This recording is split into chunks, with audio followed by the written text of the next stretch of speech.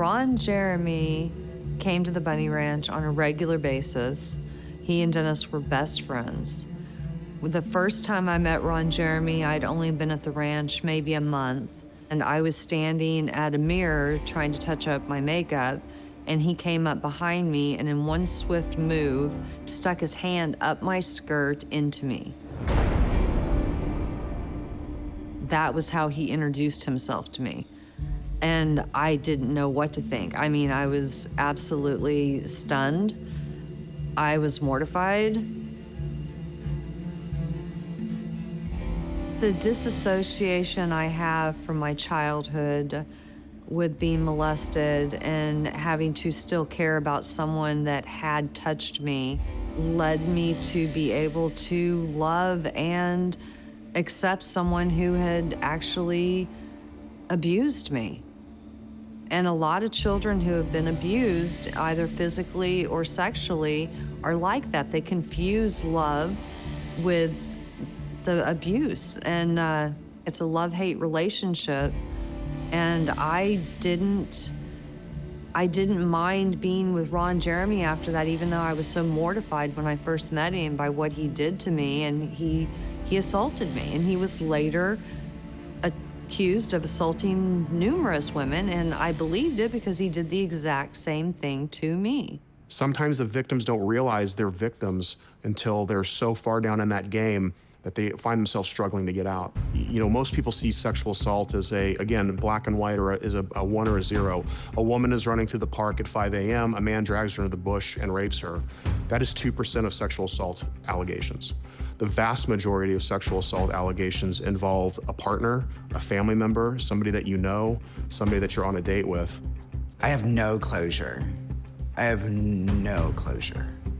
That is one area of my life that I have not been able to close, and that is probably why I do these interviews. It's because I know I can't ever change the past. It takes a lot of guts for the woman who's the victim of sexual assault to kind of regurgitate this event, but it is critical. Dennis knew about the rapes. Dennis knew about the strangles. He knew. He's a pimp. That's all he was.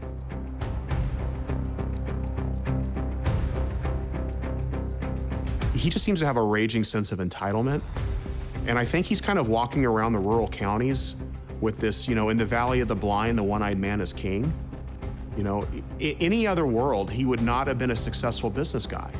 You cannot operate like this and not create this reputation, but all of a sudden you get these girls away from the city centers, you get them away from transportation opportunities, you kind of lock them into this, you know, you're here for a month working, and that's the only way he can get away with this.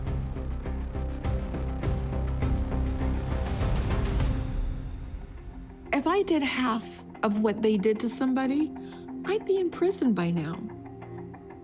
How are they able to get away with it? And I saw the bruises that Dennis left on women. He was having sex with them. What would he do to somebody who turned on him?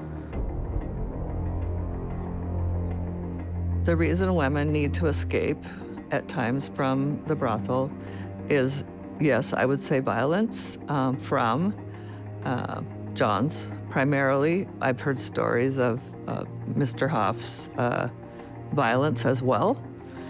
There were times when he brought a lot of celebrities in.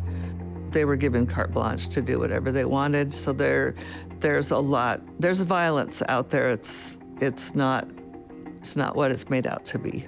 And he actually thrived on that kind of violence.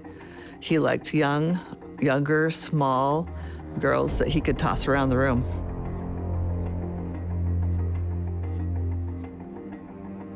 The staff at every one of his brothels knew exactly what was going on when a girl was raped, and they did nothing. I was raped at the Pahrump location by a customer, a drunk customer, and I ran out, and Dennis was there.